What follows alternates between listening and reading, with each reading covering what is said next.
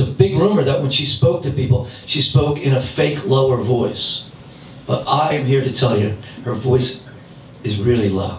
It's not fake. Yeah, how do you gauge the success of an event such as this, or any event? Well, I've always said this, and I'll say it again. The more money I lose at an event, the more successful it is. It's the fucking truth. Ask any lifer. So, can you tell us if you ever had any problem getting paid at your venues? Oh yeah, over the years, sure, definitely. You know, like sometimes you go to get paid and the manager's missing, and you have to try to track him down for weeks and whatever. And then sometimes you go to get paid, and then they only give you half the money. Or sometimes you go to get paid, and then there's like a bit of a battle. So what happened years ago, I hired a guy, like sort of like Tommy Travins. Remember we were talking about Tommy Travins? I had like a Tommy Travins lookalike who would travel with me and my band. And he would show up with the band, hang out. At the end of the night he would go and he'd say, I'm getting paid, I'm getting money for the band. And he would go into the manager's office with a brown paper bag and a gun in it. And then he would just put the bag down with the handle sticking out. So that cured that problem for a couple of years, but then he got shot. He's no longer against it. How about could you comment on the cabaret tyranny back in the 1980s? Great question. There was definitely a tyranny going on in the 80s, and it was run by sort of like sports fanatics or something. They were in charge of the Philadelphia music scene. But I went to one of their rehearsals once. Like they had a couple bands, and I used the rehearsal once. And rather than seeing music stands, there was like weights that you lift and bench. What do we call it? With a bench where you lift weights on? Bench press. Bench press. And then like you know, like a treadmill. And this was what the tyranny was. Part of the tyranny was that. And so I'm not going to get too specific, but it went on for about 10 years, and I had no part of it, you know. But they kind of like marginalized me for those 10 years. But then I made a big comeback at the Tin Angel. That's the truth. That's fake. It's fake. It's a complete fucking lie. How did you get into radio? I got into radio because a friend of mine hosted a blues show on public radio, and every Saturday he was on doing a blues show. But then all of a sudden, his girlfriend wanted to see him like every other Saturday, so he asked me if I'd be interested in becoming like a radio host for a blues program, and I said sure. So he taught me the ropes, and then I was doing every other Saturday, and then all of a sudden, his girlfriend wanted to see him every Saturday. So then I inherit the blues radio program. So that's why I'm on every Saturday on public radio. Yeah, to follow up on that, how has blues music shaped your acoustic guitar playing and/or your singing? Well, as everybody knows, blues is basically the spinal column of all pop music. We know that, right? Great. And so if you listen to Pink Floyd, it's really a blues song, you know, underneath it. And so, like that. So when I started to write songs, I checked into I have a pretty heavy blues background. People don't know that. You know, I utilized all the tricks of the anatomy of the blues 1-4-5 scale. You know, the 1-4-5 scale out there. And that lives and permeates all the songs that I wrote over all these years, the ones that I decopyrighted. But there's blues inside all those songs. So that's the answer to that one. Yeah. Thank you. Quick follow-up on the radio. So are you the founder and pastor of the Radio Church of God? Yeah, I'm the founder and the pastor of the Radio Church of God, and also the punk rock messiah. So I have to wear a couple different hats. That's true. Yeah, same thing. Yeah. Worst gig ever. Wow. Let me think. There's so many. God, there's so many. Let me think about it for a second. The worst gig that I ever did. I think opening up for Blue Oyster Cult at Alexander's in New Jersey, where they actually had, what do they call that, chicken wire fence or some shit? Yeah. They didn't have it the first, I did 2 nights in a row there. The first night I went out and I tried to do some of my blues themed original music back then, and people didn't want to have anything to do with it. They wanted Blue Oyster Cult out, right? So then I got like pelted and hit with shit, you know.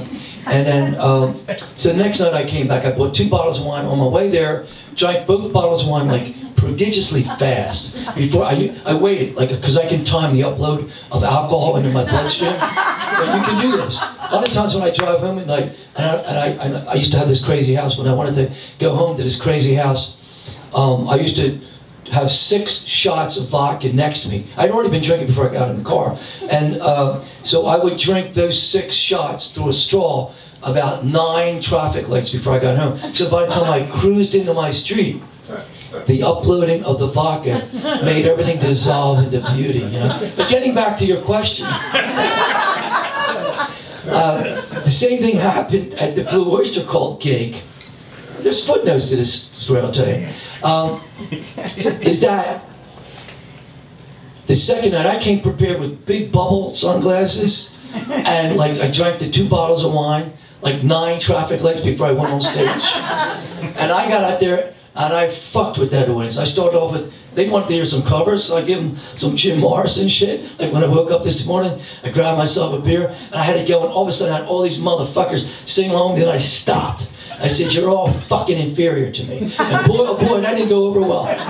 So there's a tape of this. There's actually a tape of this. Winkle's got it. It's a guy named Winkle.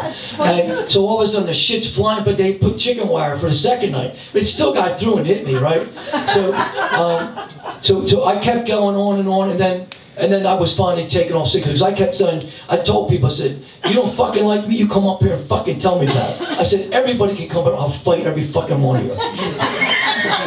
I did. And then they took me off stage. And then the management of the place actually had the nerve to walk me through the audience. A phalanx of police. And people like it was like one of those things when they like people walk through the thing, they get hit with sticks. What's that thing called? When you're going. Gauntlet. What was it? The gauntlet.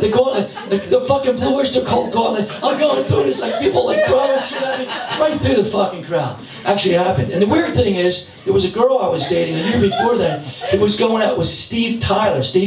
Yeah. She would leave my mother's house, go on an airplane, see Steven Tyler. She ended up marrying one of the Blue Oyster Cult guys. Go figure. All tied in with the question. Who was Dr. Bones? Dr. Bones was and is a witch doctor, Dr. Bones, who gave me these voodoo dolls. And, you know, don't you just feel like sticking a pin in your motherfucker? Ow! So I love doing this. I'm a fucking prick. Right? So, Dr. Bones was a witch doctor that I knew, that each time I moved into a house, he would make these things called mojo things. And they would chase out all the evil spirits that may have inhabited the house before I moved in. But the other thing he did is he would put spells on musicians that I knew who showed up late at rehearsal. Never. Yes, it did happen. Did it have any, They had their own voodoo doll. Yeah. Did it have any negative effect on your own evil spirits? No, because I was immune. Because I was close friends with Dr. Burns. Because I used to say, is it possible there could be like what would they call that? Backfire? What's it? Backfire? A backfire, yeah. Like, thank you. It was like a voodoo backfire. Some people get the voodoo backfire, but I didn't. So I'm here to tell you that. So that's it, yeah. What's the craziest coke dealing story you have? Okay, Not that you ever dealt coke. The crazy. I mean, as everybody in this room knows, I'm assuming this, the best time to sell coke is during the holidays. Like, you know, Thanksgiving, Christmas, New Year's Eve is a big one. You know? So, this guy, Tommy Tokens, I know him, Tommy Tokens, he was a coke dealer in Philly, probably still is. I think he's in Arizona, not doing it right. So I mean, one time he actually, this is just, I'm going to two stories, if you don't mind. One time, I had rented this house in Fishtown, which was huge, like 4 bedrooms or whatever.